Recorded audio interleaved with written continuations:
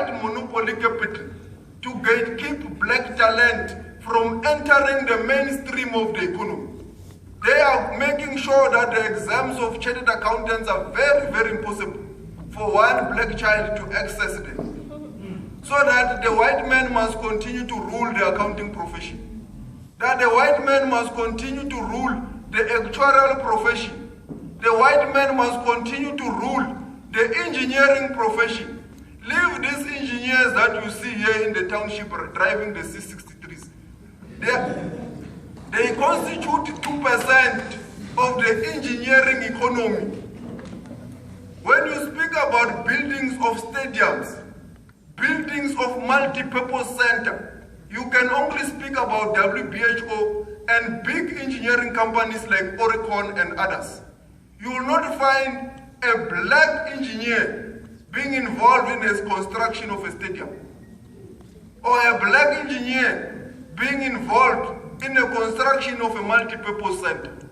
Those things that are put there, the requirements, have been put and designed deliberately, that it can only be WHO that has got a 9 GB because they've been building since apartheid. Where will a black person's company have found now a 10 GB or a 9 GB to build a World Cup?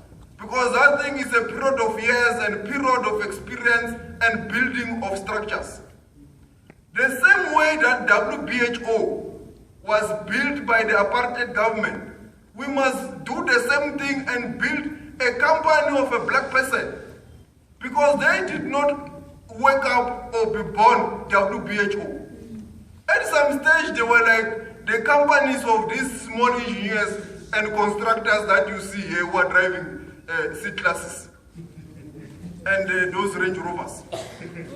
At some point, they were like them. But they were deliberately given those responsibilities. It was a period of trial and error. They made mistakes, they made all wrongs, but at some stage they corrected them. That's why they've grown to be where they are today. We must also be given the same opportunities to make mistakes. In our own professions, learn and move forward.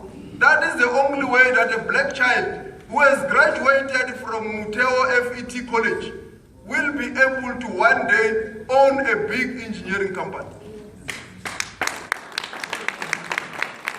That is the only way that a graduate of Motheo FET College will one day be known as the best artisan in the world. It is the only route. So these are the issues, comrades, that we must continue to conscientize our society on as members of the Youth League. We have been criticized, in particular myself, Comrade in TV, and others. They have said, comrades, you have been moving from this direction to that direction. We have been missing this political direction to that political direction. And we have said, comrades, the only way that we can revive and renew the Youth League is through robust engagements. The Youth League of the ANC will only be revived through robust engagements. Not when you gatekeep even debates. You cannot, comrades, try. I know, comrades, we have said it's wrong to gatekeep membership. It is done, they are gatekeeping, they are manipulating, they are doing all kinds of shenanigans. But you cannot also want to gatekeep a debate.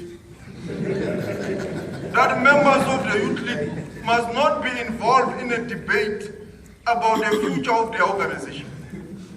As we are speaking, the only dominant view in any structures of the Youth League is as to who must lead the Youth League. There is no political debate about the character of the Youth League, the program that the Youth League must adopt, and so forth. It's because those that have been appointed have not been able to give and initiate debates and discussions, so that ourselves as members of the Youth League can come in and input and make our own references and critical observation about what do we think the character of the Youth League should be. what must be the political and the primary program of the Youth League post the National Congress. Because those that believe that the National Congress is the end of the rebuilding process are politically dwarfs in terms of the theory. The National Congress of the Youth League will be the beginning of the renewal process. It is not going to be the end.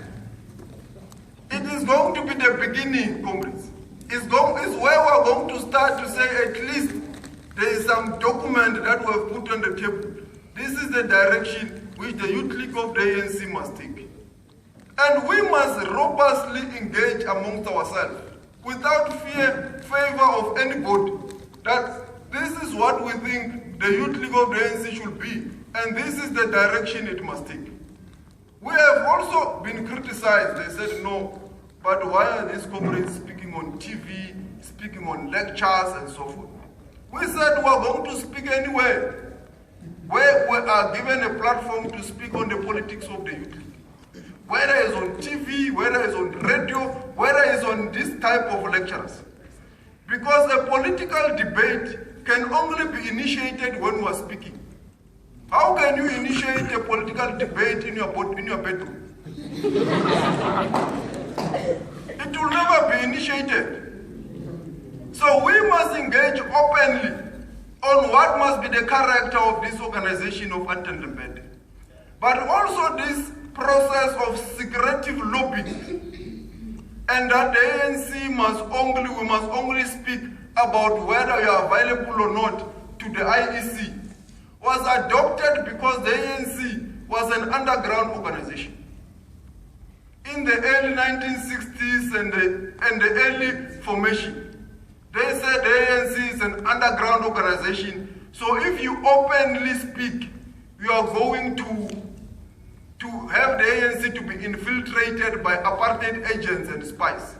But the ANC was unbanned in 1990. We are no longer an underground movement. We are now operating openly in a transparent and a democratic society. So why must it still be secretive as to who is standing, who is not standing? Even those that are making it a secret, we know they've got night meetings, caucuses in expensive hotels. They speak to the membership of the Youth League through sources of newspapers. They leak that this one is going to be president, that one, there is a reliable source who has said this one is going to lead. We don't leak anything. We speak to you directly. We even speak to TV, we speak to the newspaper, we say, comrades, if members of the Youth League are going to nominate us, who are going to stand, who are available. We don't speak through sources. We don't speak through any source. I know they are lying, they say they are not involved in any campaigning and so forth. How do you know about their names that they are standing if they are not campaigning? How do you know that this one is available, is standing, there's this one there and so forth, if they are not campaigning, as they are claiming to be, very holy than thou. There is no holy cow here, comrades. We are in a revolutionary process. It must be open, it must be transparent. There is nobody who will tell you that is not standing, but his name is mentioned all over the country, who is not campaigning. There is no name that has fallen from heaven into the branch of the Youth League. There is no name that will just fall from heaven into a branch of the Youth League. There are secretive meetings that are happening at night and in some secretive corners. The only thing that we have done ourselves is that we have spoken directly to the membership of the Youth League.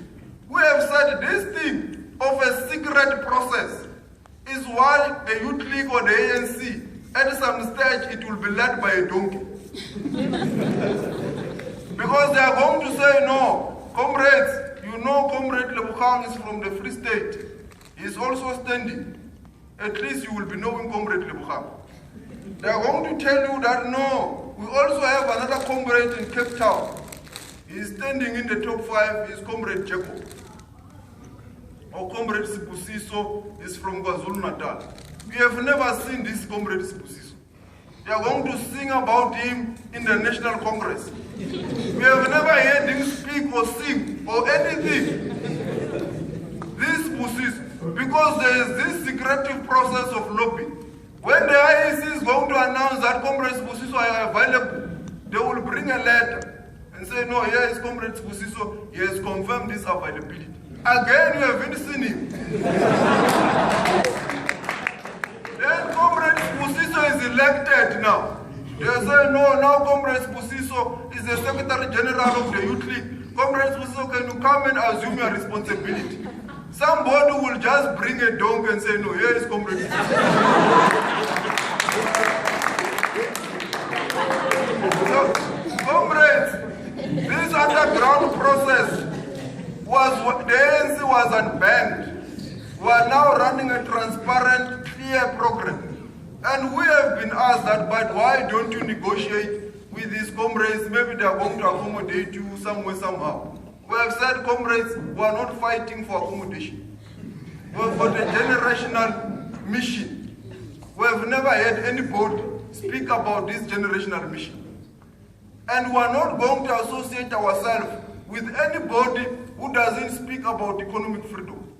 Because the contestation in the Youth League, it must be about ideas. It can't be about money. Who has got how much? E-wallet revolutionaries. The contestation in the Youth League must be a contestation of ideas.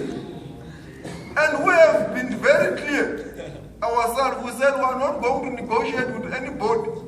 If members of the Youth League want to be led by those e-wallet revolutionaries, they want to be led by those that were appointed to lead the Youth League, let them do so.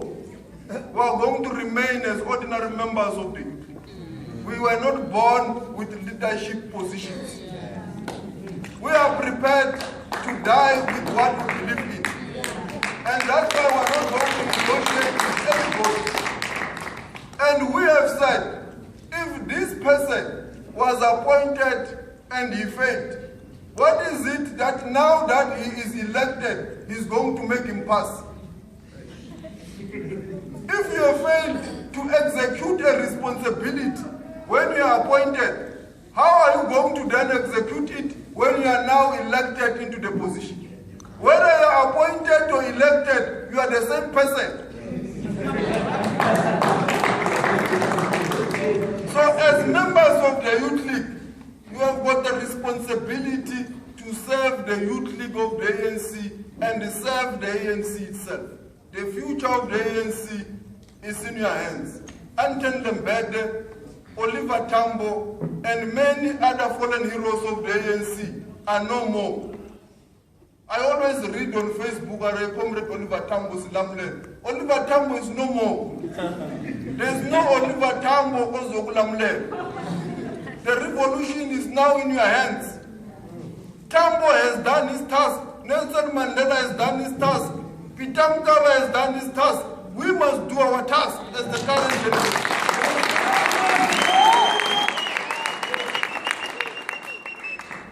We want to conclude, comrades, by saying, comrades, let's go to Johannesburg and restore the Youth League of ANCYL Lembede. Thank you very much.